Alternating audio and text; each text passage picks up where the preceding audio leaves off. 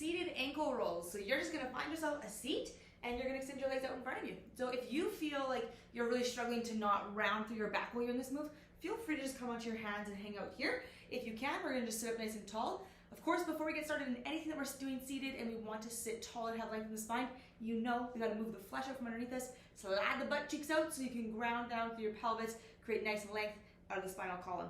So we're gonna get some ankle rolls and just some movement out of the ankles here without putting the weight of our body onto it. So physically what we're gonna do is we're going to start off, just lift your toes off the ground, your heels off the ground by flexing through your quads a little bit harder. And now we're going to rotate through the outside of the ankles. So you'll notice I naturally rotate my hips open and then start to move. That's fine, whatever works best for you. We're really just trying to make circles with the big toes.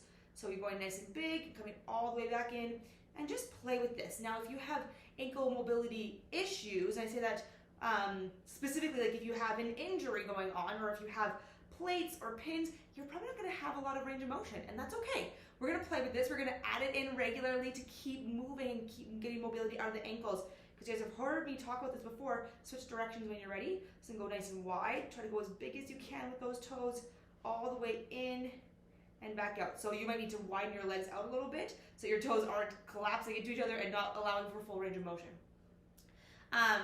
But you've heard me talk about this before where I've talked about if your ankles don't have good mobility, your knees are gonna suffer, your hips are gonna suffer, and then your back is going to suffer, right? Like we are one big chain, our whole body works together. It's not one thing independent of each other. One last circle.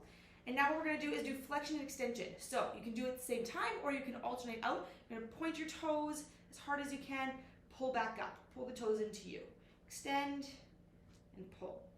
So this is just gonna help open up through the front of the ankles, so the shins, right? And then it's also gonna help you extend through the back of the Achilles tendon into the calf as well. So moving through that entire ankle joint. So we want to make sure that we're working both sides of the body because we want to make sure that both sides of the body are working, but also just notice and compare. I can see that my right ankle is tighter on the front of my shin than my left. It's my dominant side. So how much more pressure do I put in there and lack of mobility, right? Just things to pay attention to and allow your body just to relax. So when I talked about alternating, you can go alternating in and out. If you want to challenge your brain a little bit, that's going to be an additional challenge right there. And this is just about ankle mobility and keeping your legs alive, baby.